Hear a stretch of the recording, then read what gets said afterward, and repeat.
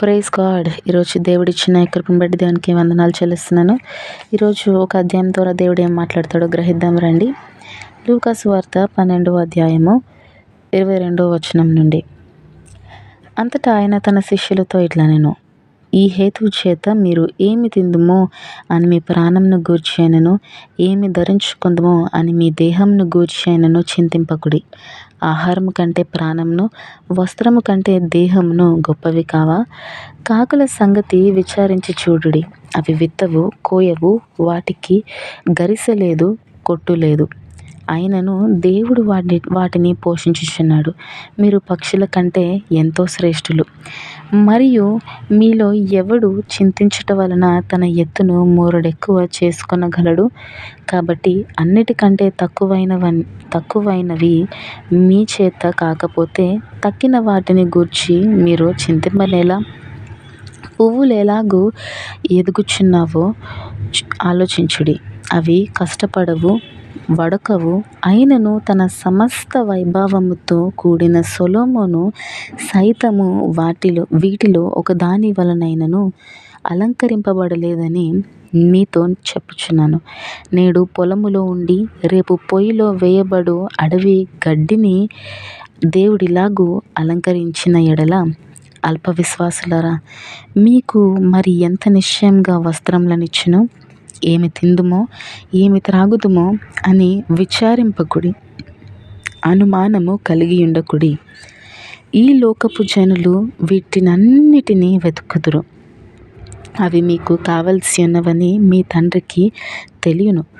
మీరైతే ఆయన రాజ్యమును వెతుకుడి, దానితో కూడా ఇవి మీకు అనుగ్రహింపబడును.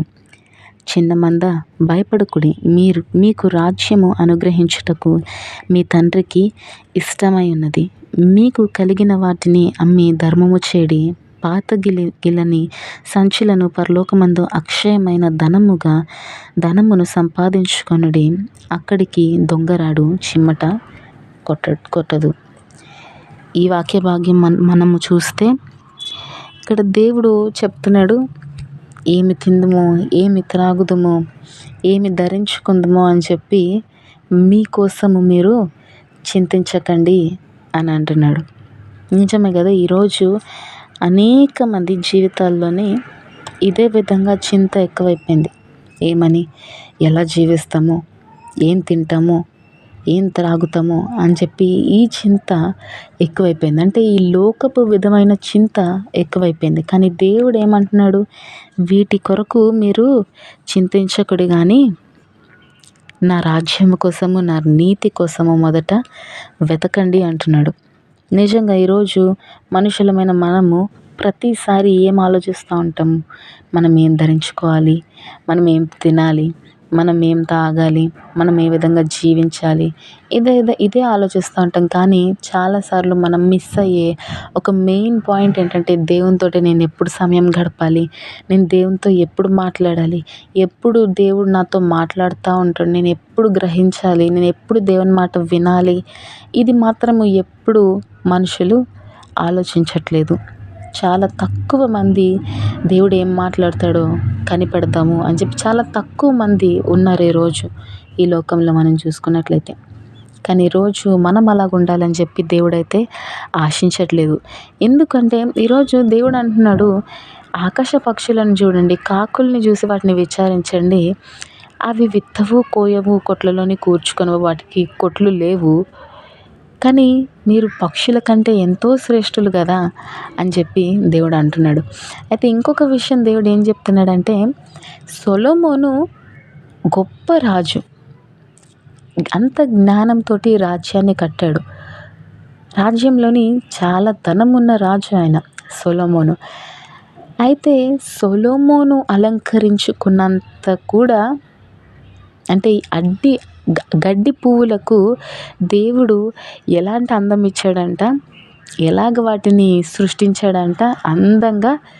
సొలొమోను ఈ గడ్డి పువ్వుల దగ్గర దీనికి ఇచ్చిన అందం కన్నా, దీనికి ఇచ్చిన అందంతో పోలిస్తే సొలొమోనుకి చాలా తక్కువ అని అంటున్నాడు. అంటే దీనిని నేను అలంకరించినది అంత విలువగా, నేను ఒక పువ్వునే నేను అంత అలంకరించగలిగితే నా రూపంలో సృష్టించుకున్న మిమ్మల్ని నేను ఇంకా ఏ విధంగా అలంకరిస్తాను అని చెప్పి దేవుడు చెప్తున్నాడు. ఇంకా మిమ్మల్ని ఏ విధంగా సంతోషపెట్టాలని చెప్పి నేను చూస్తాను అని చెప్పి దేవుడు అంటున్నాడు.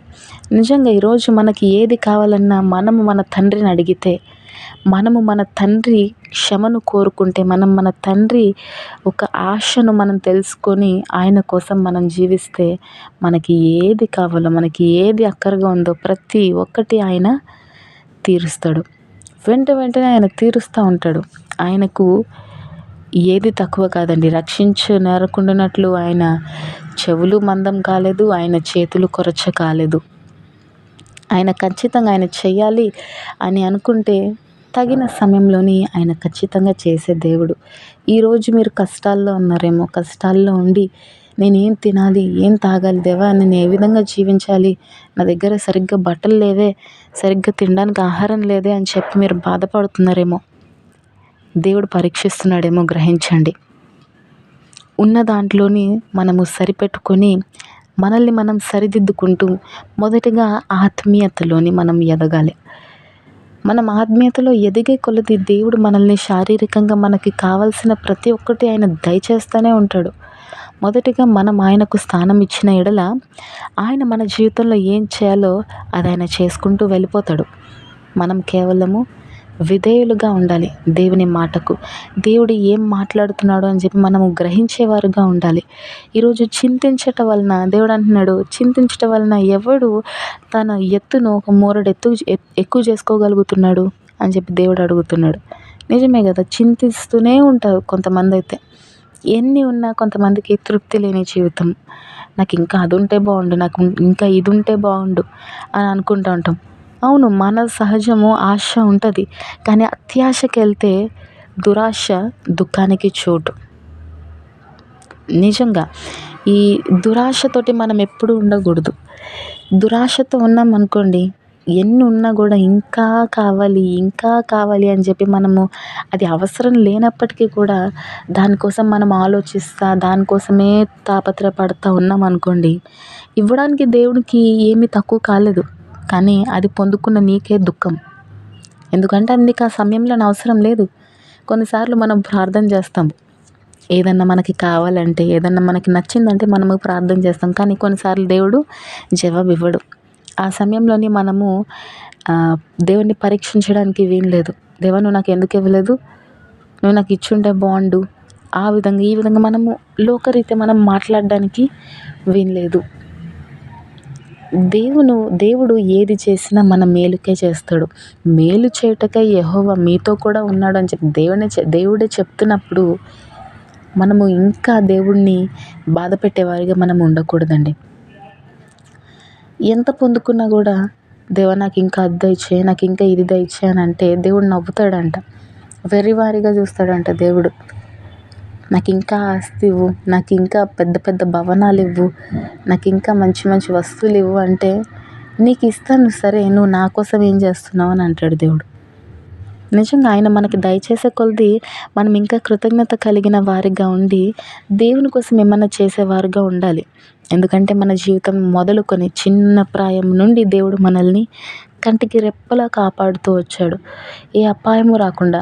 ఈరోజు నిజంగా చూస్తే మన వయసులో ఉన్నవారు ఎంతోమంది చనిపోయారు. కానీ ఈరోజు మనం బ్రతికి ఉన్నామంటే కేవలం దేవుని కృప మాత్రమే. ఈరోజు అనేక మంది ఈ లోకంలోని మరణిస్తూ ఉన్నారు, అనేక మంది ఈ లోకంలోని పాడైపోతూ ఉన్నారు, లోకపు ఆశలలోని కూరుకుపోతూ ఉన్నారు, వారు చీకటి శక్తుల ద్వారా బంధింపబడి ఉన్నారు. కానీ ఈరోజు మనము దేవుని బిడ్డలుగా ఉండి ప్రశాంతంగా జీవించగలుగుతున్నాము. దేవుని బిడ్డలుగా మనము ఆయనతోటి సాంగత్యం కలిగి ఉండగలుగుతున్నాము. కానీ ఆయన ప్రేమ మనం ఏం చేస్తున్నాము, అది లోకువైపోయింది మనకి. ఆయన ప్రేమను మనము వ్యర్థం చేస్తూ ఉంటున్నాం. ఆ విధంగా మనం జీవించకూడదండి. ఆయన మనకు అన్నీ దయచేస్తున్న దేవుడు. అన్నీ దయచేస్తున్న దేవుడిని మనం ఇంకనూ స్తుతించాలి, ఇంకనూ కీర్తించాలి తప్ప నువ్వు నాకు ఇంకా అది దయచేయలేదు, నువ్వు నాకు ఇంకా ఇది దయచేయలేదు దేవా అని చెప్పి మనము దేవుని మీద అలగడం కానీ, దేవుణ్ణి దూషించడం కానీ, దేవుణ్ణి బాధ పెట్టడం కానీ మనము చేయకూడదు. ఈరోజు ఆయన ఇచ్చిన ప్రతి దానిని బట్టి ఆయనకు కృతజ్ఞతలు చెల్లిస్తూ ఆయన ఏదైతే దయచేస్తున్నాడో దానిని బట్టి ఆయనను స్తుతిస్తూ, ఆయనను కీర్తిస్తూ, ఆయనను ఘనపరుస్తూ మనం ముందుకెళ్దామండి. ఈ లోక జీవితంలోని మనము ఏం చేస్తున్నామో ప్రతిదానికి మనము లెక్క అప్పచెప్పవలసి ఉంటుంది. కాబట్టి పరిశుద్ధాత్మను కలిగిన వారుగా మనం అందరము జీవిద్దాము. ఈ లోకపు రీత్యా చింతను మనము విడిచిపెడదాం. మీ తల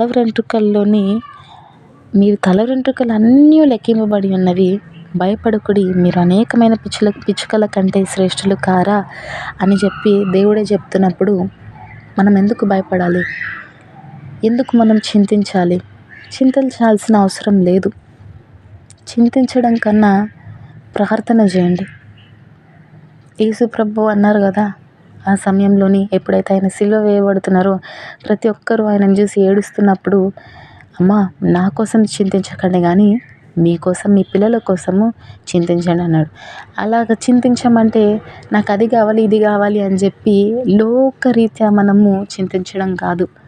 ప్రార్థనలోని మనము దేవుణ్ణి వేడుకోవాలి.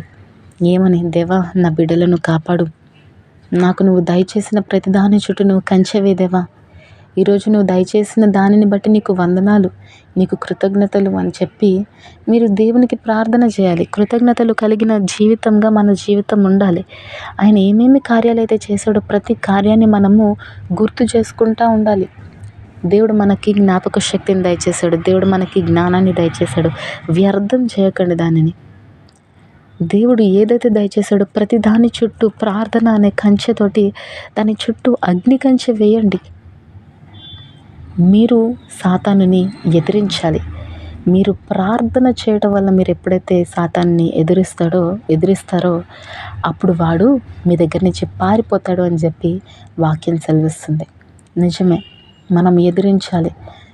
సాతానుని ఎదిరించే వర్గం మనం ఉండగలగాలి. ఈరోజు పరిశుద్ధాత్మను శోధించే వర్గం మనం ఉండొద్దు, కానీ సాతాన్ని ఎదిరించే వర్గం మనం ఉండాలి. పరిశుద్ధాత్మని మనము ఘనపరచాలి, పరిశుద్ధాత్మను మనము సన్మానించాలి. ఈ విధమైన జీవితము మనము కలిగి ఈ జీవిత యాత్రలో మనం ముందుకెళ్దాము. ఏం తింటామా, ఏం తాగుతామా, ఎలా జీవిస్తామా, ఏం ధరిస్తామా అని చెప్పి మనము చింతించాల్సిన అవసరం లేదు. మన పరలోకపు తండ్రికి మనకి ఏ సమయంలో ఏది దయచేయాలో అన్నీ తెలుసు. ఇంకొక మాట అంటున్నాడు ఆయన, అనుమానము కలిగి ఉండకూడి అని అంటున్నాడు. నిజంగా దేవుని శక్తిని అడగండి. అనుమానం కలిగి ఉండుట కంటే విశ్వసించడము గొప్ప మేలు.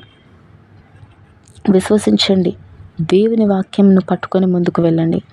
ఈ లోకంలోని విశ్వాసం ద్వారానే మనము ప్రతి దానిని జయించగలుగుతున్నాం.